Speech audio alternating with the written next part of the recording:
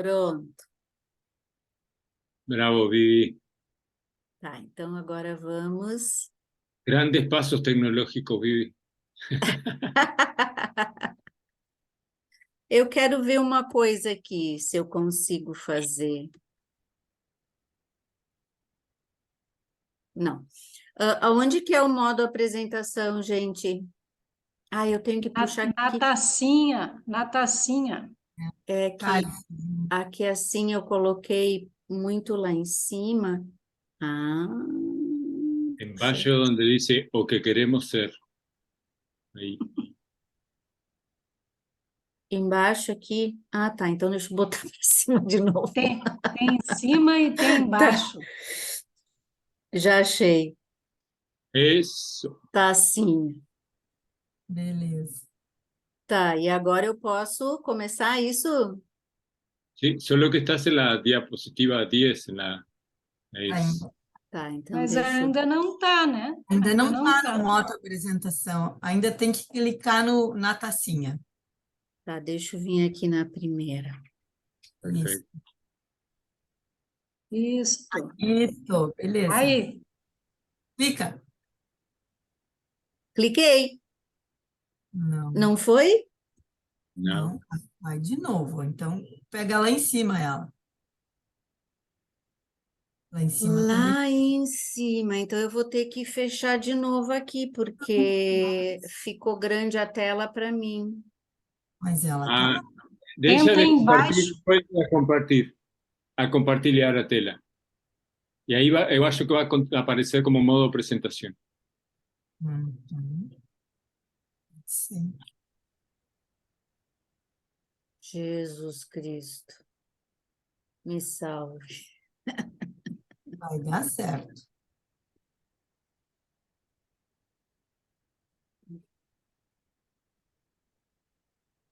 Compartilha.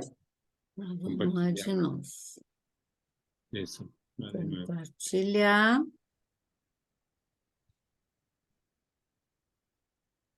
Isso, agora acha a tacinha. Voltei para a tacinha. Apresentação de slides.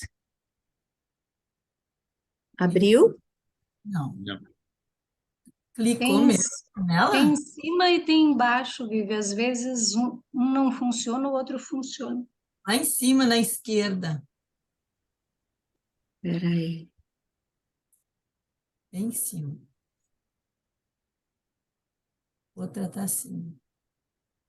Tá, eu vou puxar a barra para baixo agora, então. Aqui a tacinha de Aí, cima. beleza. Já. Só clica nela. Tô com o dedo Foi? cruzado. Clicou? Cliquei? Hum, Não? Não. Será agora? Eu já não sei mais. Só sabia até aí. E Quem se eu sabe mandar para vamos alguém? Vivi, ¿tú estás viendo como forma presentación o estás viendo con los slides a la izquierda? Eu estou vendo com os slides à esquerda Ah, e a tela aberta a primeira. Como a gente está vendo, assim. sí, assim nós estamos vendo. Quem sabe seguimos assim. para mí está bien, ¿eh? Muito Ou bem. então Pode ser só mais uma tentativa. Ah, Tu sai do modo de compartilhamento, entra na apresentação e abre ela no modo de apresentação, na tacinha. E aí tu volta a compartilhar. Aí eu acho que já vai abrir direto, sabe? tá, vamos lá Senão a então. gente vai fazer assim. Última tentativa, porque a gente está Tá, aprendendo também junto contigo, Bi. então vou abrir aqui. Agora, Abre para ti a apresentação. agora, já abri a apresentação. Agora compartilha, então vai dar certo. Foi? ¿No? Então, não?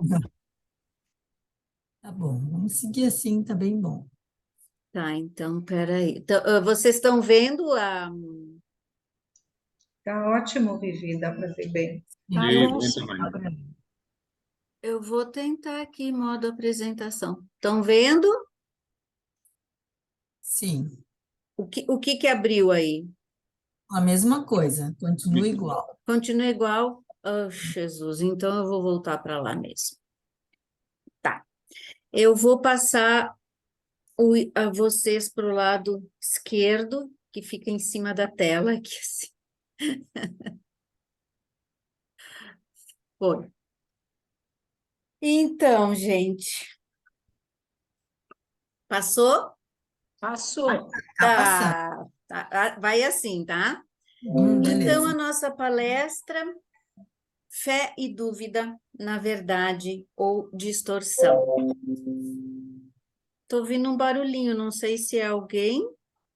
Vocês estão Desculpa, ouvindo? vou fechar. Não, fui eu. Ah, tá. Então, fechem os microfones aí. Então, essa é uma palestra de maio de 1974.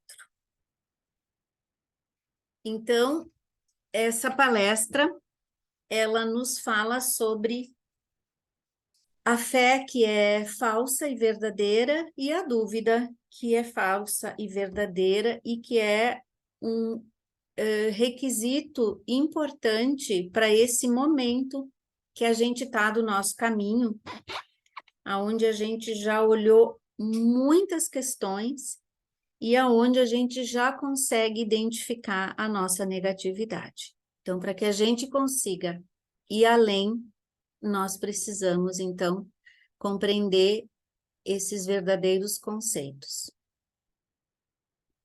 Gente, tem bastante teoria, estou avisando.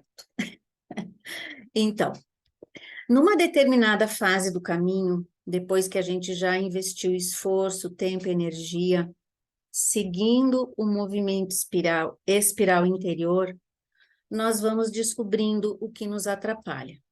E ao olharmos profundamente, nós vemos que é a soma de tudo aquilo que é negativo e destrutivo em nós. Então, essa fase do nosso caminho é que a gente já consegue olhar a soma de todas essas questões. Então, o guia diz que como a nossa mente não quer aceitar, ela vai criar explicações de todas as espécies para a infelicidade. Apesar de corretas em si algumas teorias sobre doenças, neuroses, etc., fogem do fato de que é a negatividade que gera as doenças e as neuroses. Ao rejeitarmos a divindade que pune, fomos para a direção oposta e passamos a acreditar nas doutrinas que nos livram da responsabilidade pessoal e nos vitimizamos. Então, sabemos o lugar aonde geramos infelicidade e frustração, onde eu odeio ao invés de amar, onde eu me separo em minha própria defesa ao invés de confiar, onde eu desvio o olhar ao invés de encarar, onde eu nego ao invés de aceitar, onde eu distorço a verdade. A mente humana utilizou mal esse conhecimento, causando distorções através da religião. Então, a religião eleva os que julgam e rebaixa os que são julgados. Isso fez, então, que houvesse uma contra-reação para estabelecer o equilíbrio. E essa contra-reação, primeiro vai além da verdade, vai para o extremo oposto, de modo que todos os conceitos de pecado, mal, responsabilidade pessoal pela infelicidade humana foram negados. Na condição humana, então, atual, já podemos ver novamente distorção da verdade, negação do amor, intencionalidade negativa, que é a causa do sofrimento e da infelicidade. Talvez agora sem a punição autoritária, esse fato possa ser visto apenas como é. Então, a gente tem hoje a possibilidade de olhar além dos opostos, né? E aí, então essa imagem, ela traz bem o ponto que a gente está. Olhamos todas essas questões dentro de nós e agora a gente precisa abrir esse cadeado para dar o salto. Então, depois de entendermos plenamente que não há dor que de alguma forma não seja o resultado de uma negação da verdade ou negação do amor, que não seja em última análise provocada pela violação da lei espiritual, uma desonestidade essencial e às vezes uma má vontade, nós chegamos em uma encruzilhada. Nós estamos face a face com as atitudes negativas, o núcleo negativo, o aglomerado coletivo, que é um todo abrangente, ou seja, é uma série de negatividades associadas, uma reação em cadeia permanente, que é o nosso círculo vicioso.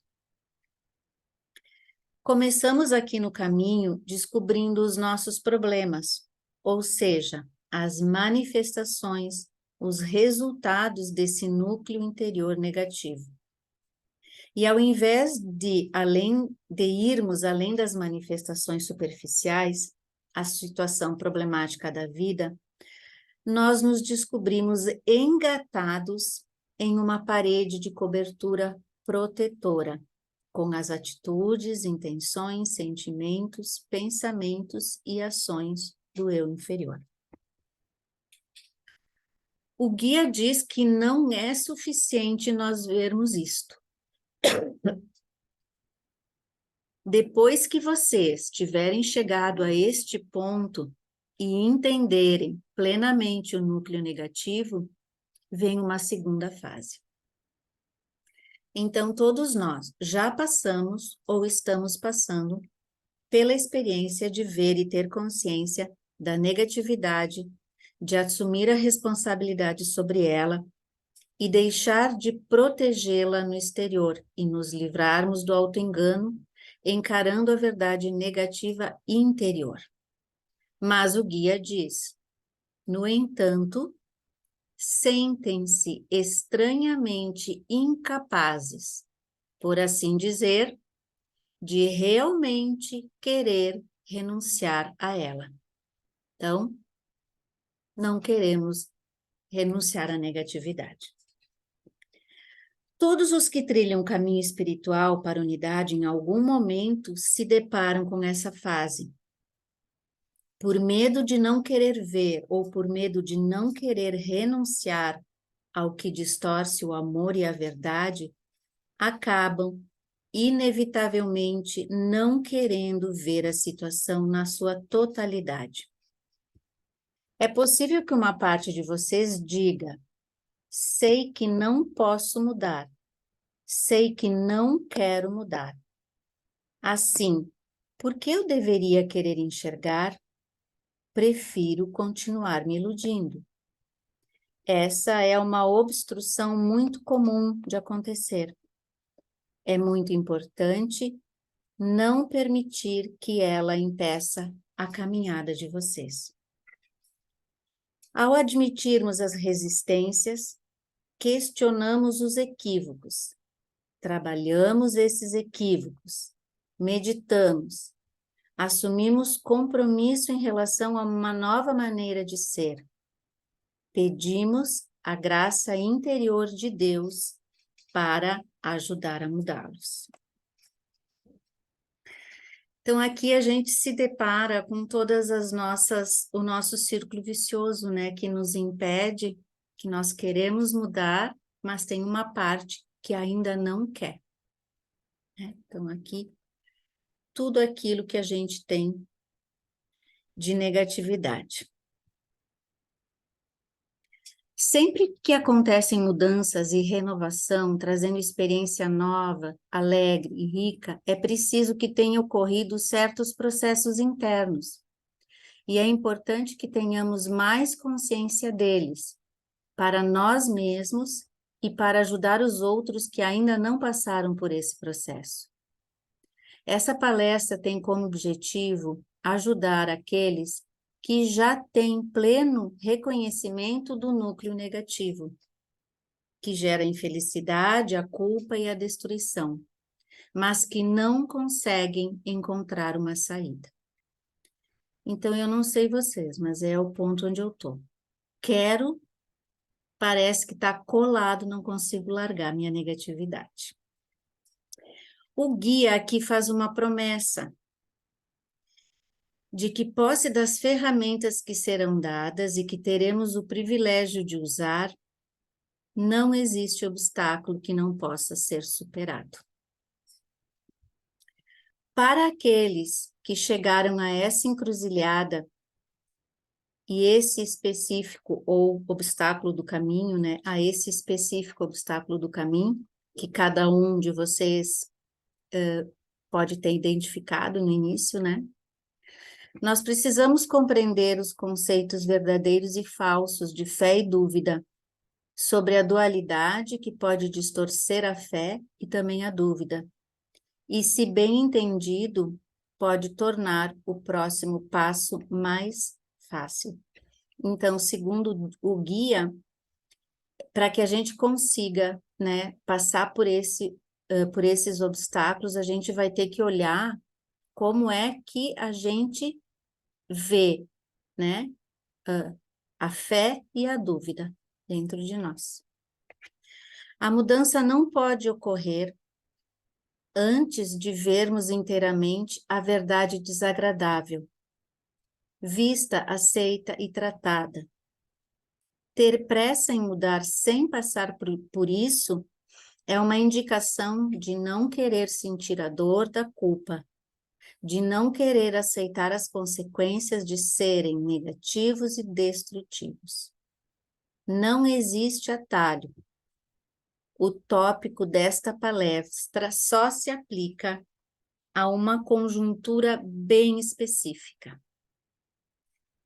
Então, o tópico dessa palestra é especificamente falando sobre a fé e a dúvida que a gente se depara quando precisa largar e confiar, largar a negatividade e confiar em algo maior que a gente ainda não sabe o que é. Então, fé. A fé para a mente intelectual de hoje tem a má reputação. O conceito popular nessa era de desenvolvimento é que se trata de uma forma cega, não inteligente e crédula, sem sentido, motivada pelo desejo, acomodação e ignorância. Sendo assim, haveriam bons motivos para descartar totalmente a fé. Se a fé fosse uma falta de discriminação crédula, a pessoa inteligente teria razões para se proteger de algo obtuso e que não tem raízes na realidade, e que jamais poderia ser vivenciada como verdadeira. Portanto, fica no plano intelectual e só acredita onde tudo é supostamente real, onde pode ser visto, tocado, conhecido e comprovado. Jamais dá o salto para o desconhecido. No entanto, nunca pode ocorrer expansão nem mudança se não for dado o salto para o desconhecido. O crescimento e a mudança sempre geram uma ansiedade momentânea. Essa ansiedade não pode ser aceita para quem acredita que ela é o resultado final. Não consegue perceber que a ansiedade é um salto temporário para um terreno firme. Esse terreno firme é uma nova espécie de realidade. Mas se essa nova espécie de realidade não for vista de um terreno verdadeiramente firme, onde o homem pode descansar e atuar, ele não pode dar o salto. É extremamente importante distinguir entre o falso conceito e o verdadeiro conceito de fé, pois a fé, de acordo com a noção popular, implica em estado permanente de cegueira, de não saber ou não compreender, de tatear no escuro, flutuar em uma maneira de ser sem chão. É uma irrealidade. Então, a gente está nesse ponto. A gente consegue enxergar como estamos hoje. A gente até tem vislumbres de como queremos ser. E a gente precisa dar o salto. Então, qual é o verdadeiro conceito da fé? A fé exige uma sucessão de vários passos e etapas. Cada uma dessas etapas é muito assentada na inteligência e no realismo. A primeira etapa é contemplar uma nova maneira de atuar, em contraposição a continuar na reação em cadeia negativa que foi descoberta. Nessa etapa, nós então já encaramos a negatividade, mas não sabemos como atuar de uma outra forma. E renunciar à única forma que se conhece, sem ter outra para se apoiar, além de uma teoria abstrata, se torna impossível para vocês.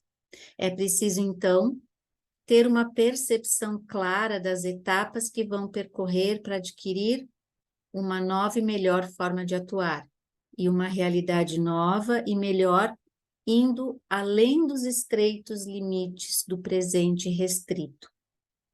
É considerar essa nova maneira como uma possibilidade onde não sabem ainda o que ela será e como adotá-la. Acham que há possibilidades que até agora desconhecem acham que há possibilidades que até agora desconhecem por completo. Então, é necessário ampliar o raciocínio para adquirir um novo conceito e mudar conscientemente os processos profundos de atuação. Se a mente estiver fechada a novas ideias, não terá espaço para essa possibilidade. Não terá ideia nova desse jeito. Então, mesmo que ainda oculta essa nova possibilidade, é primeiro passo essencial praticar e adquirir a fé. Fé em que possa existir algo além da visão atual. E isso não significa crendice ou ignorância. Aquele que só aceita como real aquilo que vê, na verdade, tem uma mente estreita e limitada. Então, o guia diz que a condição essencial é onde a fé também possa passar por um desenvolvimento, e esse é um trampolim, o passo fundamental dessa escada. Então, a gente precisa entender que a fé também precisa de um amadurecimento e que ela tem fases.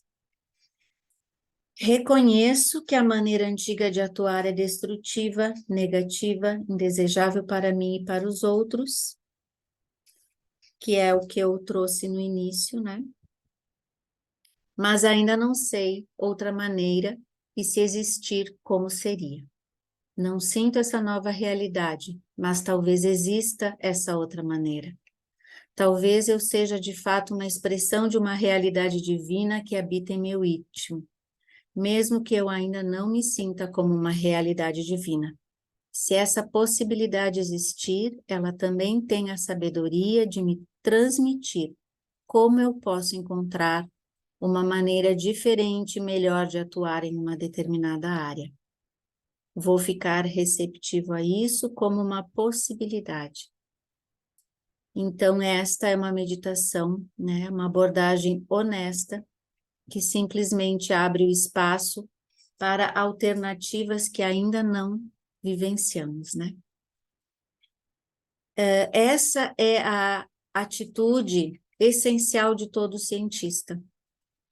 Mas é justamente a mentalidade científica que tem a fé em mau conceito, por acreditar na distorção da fé. Mas os verdadeiros passos da fé é uma estrada dinâmica, perfeitamente compatível com a mentalidade científica. Assim é o primeiro salto para o desconhecido. Considerar alternativas que ainda são desconhecidas com uma atitude humilde, honesta e objetiva. e com toda a experiência nova, está associada à ansiedade. Ela será sentida, mas superada com rapidez e facilidade.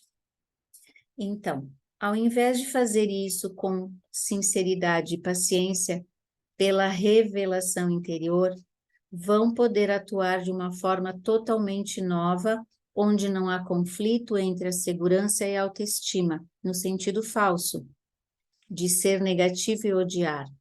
Abertura, positividade e amor. Quando, em princípio, vocês apenas se abrem para uma nova alternativa e sentem-se prontos para abandonar um antigo modo de atuação conhecido, já foi dado um certo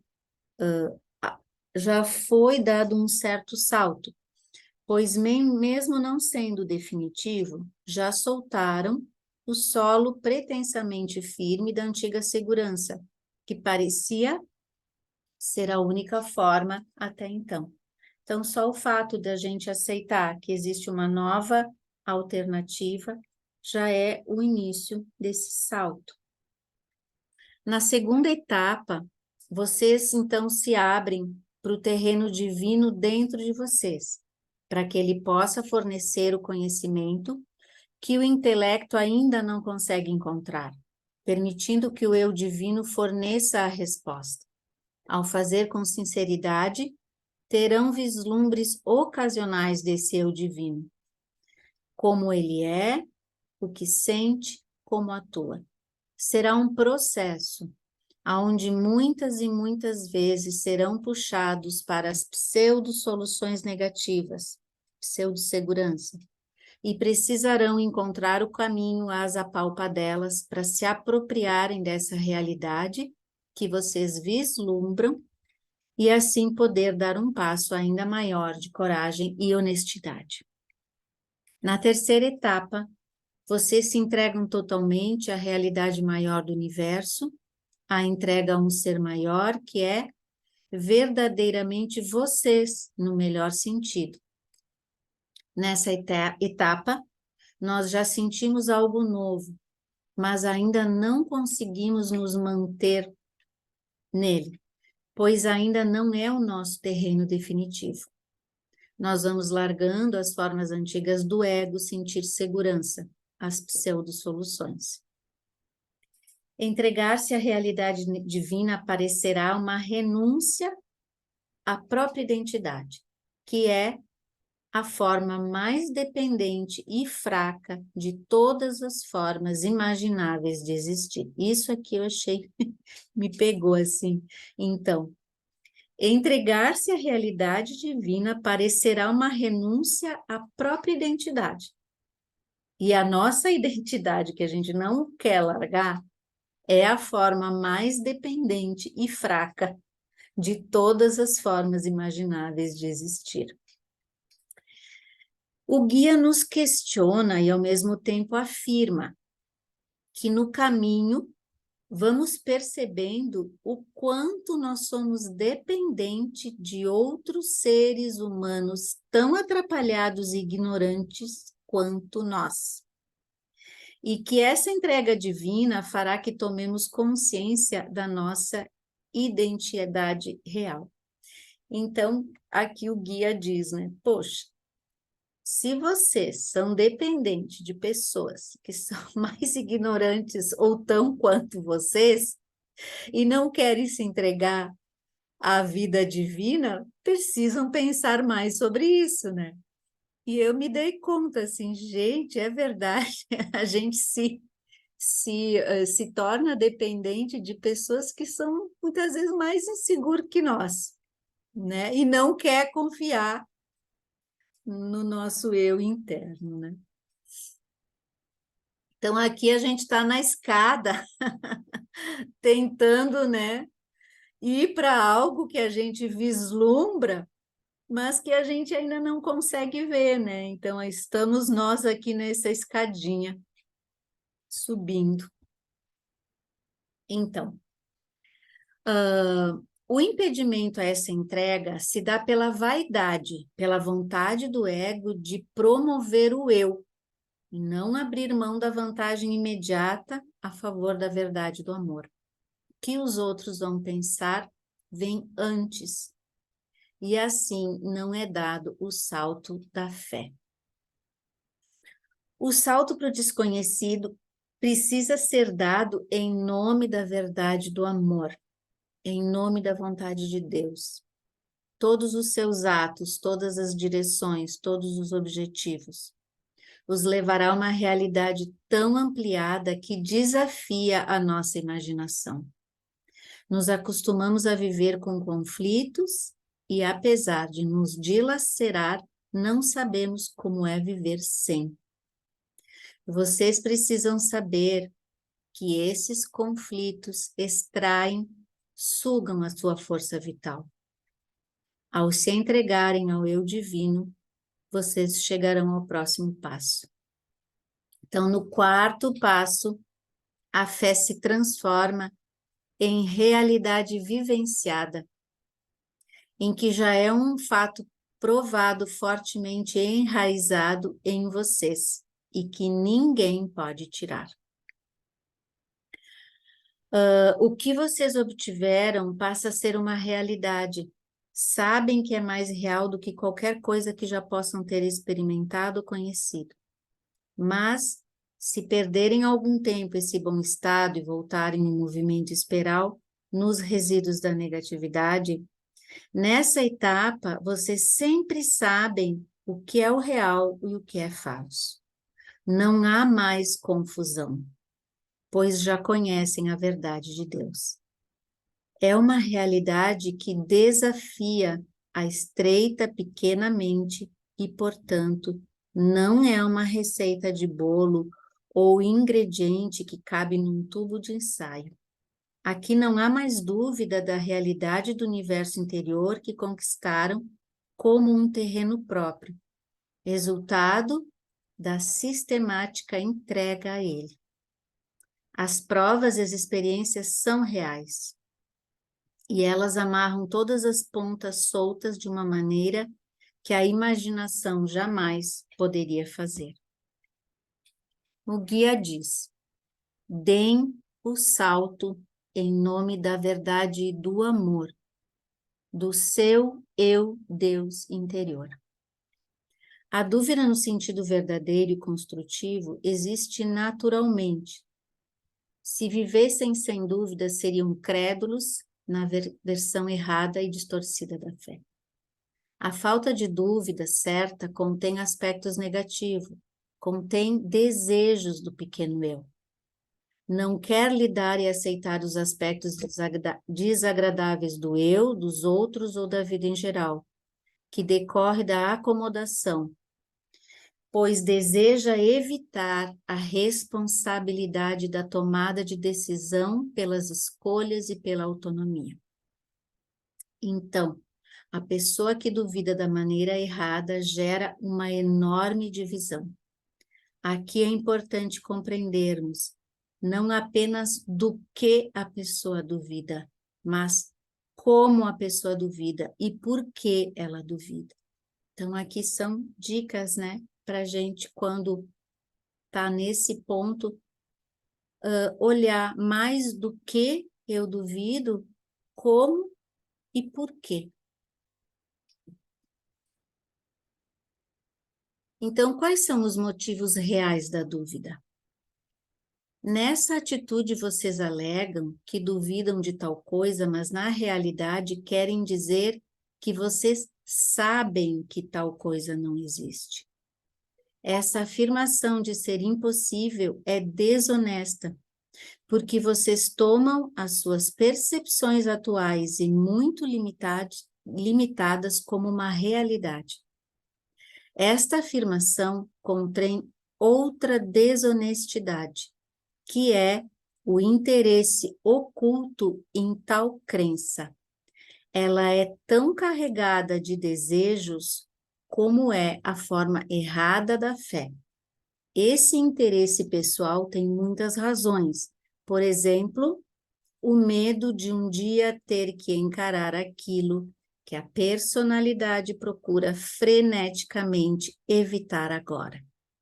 Assim, a fé em um não Deus existe para poder desejar a não existência das consequências. Ao negarmos um caminho espiritual de autoexame, mesmo não negando a existência de Deus, abriga a esperança de que tal exame possa ser evitado, que seja desnecessário, podendo ser justificada como: acontece que essa é a minha crença, tão boa quanto a sua, como se tivesse chegado de uma forma honesta e profunda a essa suposição. Seja qual for o motivo por duvidarem de algo que não querem conhecer, a dúvida é desonesta. O tipo errado de dúvida tem muito em comum com o tipo errado de fé. Ambos são regidos pelo desejo imaginário. A personalidade que se orgulha de duvidar com frequência não deseja parecer crédula aos olhos dos outros e nunca duvidam de suas dúvidas. Portanto, suas dúvidas precisam ser questionadas. Vocês têm interesse naquilo que duvidam? Pergunta. Vou repetir. Você tem interesse naquilo que duvida?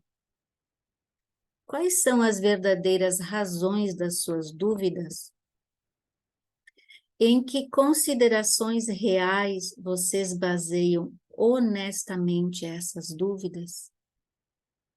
Se duvidarem das suas dúvidas, se as questionarem, vocês chegarão à verdade que rege vocês nesse aspecto e assim se aproximarão da fé? Bem complexo, né, gente? Ao duvidarem dos outros e não das suas próprias motivações, distorções e opiniões, de seus juízos subjetivos e negatividades, vocês negarão a verdade em si mesmos. Quando vocês estão na verdade, conseguem deixar de lado a dúvida sobre si mesmo, que se esconde por trás das suspeitas e dúvidas que têm em relação aos outros. Então, quando nós tivermos suspeitas e dúvidas em relação aos outros, estamos escondendo as suspeitas e dúvidas que tem em relação a nós mesmos, né? Se usarem a pseudo-inteligência para reforçar suas dúvidas, desconfianças e suspeitas, a fim de evitar o desconforto do autoexame, criarão uma divisão ainda maior entre vocês e a realidade, entre você e a verdade, criando o sofrimento, o descontentamento, sensação de desconforto que não conseguem definir muito bem. Então, aparentemente, nós temos uma dualidade, né? Oposto, fé e dúvida. A religião diz para a gente, a fé é certa e a dúvida é errada. A pessoa intelectualizada diz, a dúvida é certa, a fé é errada. Ambos discutem e acham que têm razão, que estão certos. Nos dois lados existe uma versão real e uma falsa. De acordo com a versão real, a fé e a dúvida são complementares e não se excluem. A dúvida real seleciona, pondera, diferencia, procura a verdade sem fugir do trabalho mental de lidar com a realidade. Isso leva às diversas etapas da fé. Em cada uma das etapas da fé, a dúvida certa é necessária. Quando hesitamos em saltar na fé, nós precisamos duvidar do medo e da premissa que o medo é a realidade final. Quando tendem para o tipo acomodado da fé, A dúvida precisa despertar a atividade mental em vocês. Quando tendem a duvidar da maneira destrutiva, a fé precisa protegê-los de afundar na dúvida e apagar os momentos de verdade que vocês já vivenciaram. Então, a chave para encontrar a unidade é a fé certa e a dúvida certa. É a sua dedicação à verdade e ao amor. Antes de vivenciar e acreditar em um espírito divino que rege e habita tudo que existe, vocês precisam usar a verdade e o amor como segurança, como guias, mostrando o caminho em relação às leis que conduzem a vida, para se entregarem, para abrirem mão daquilo que não contém a verdade nem o amor, passando para aquilo que tem verdade e amor. Ao transformar a verdade e o amor no centro de tudo o que fazemos, podemos experimentar o Deus que nos habita. Teremos força, saúde e aptidão para resolver os nossos problemas e sair da negatividade aos quais parece que estamos presos e incapazes de se livrar. Esse é o movimento. A tarefa da fé é o movimento que combina fé e dúvida como um todo complementar, a serviço da verdade e do amor. Ufa!